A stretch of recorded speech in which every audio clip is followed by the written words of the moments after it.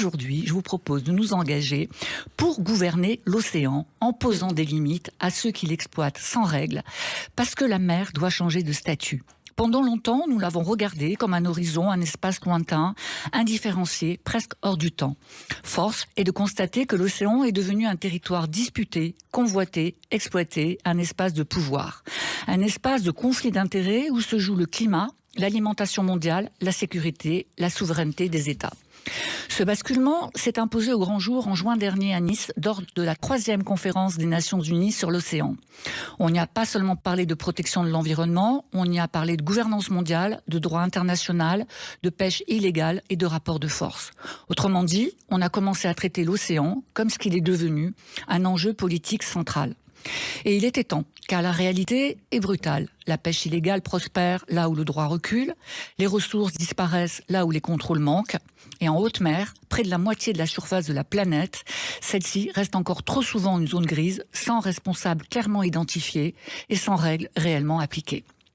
Néanmoins, une étape historique vient d'être franchie. Le traité international sur la haute mer va entrer en vigueur en janvier 2026.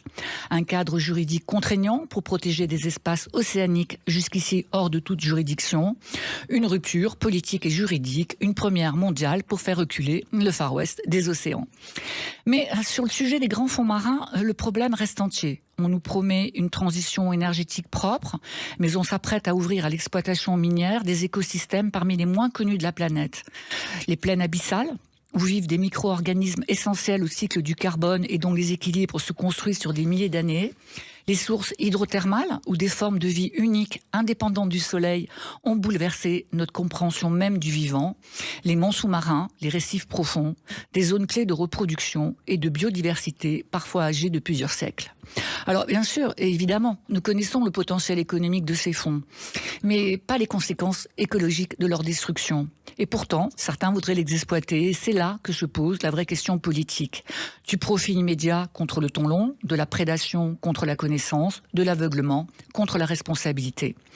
Nous devons, me semble-t-il, passer de la sensibilisation à la gouvernance, en posant des règles claires, en investissant dans le contrôle et la surveillance, en protégeant nos territoires ultramarins, en faisant respecter le droit international, en acceptant que tout ce qui est techniquement possible ne soit pas nécessairement légitime.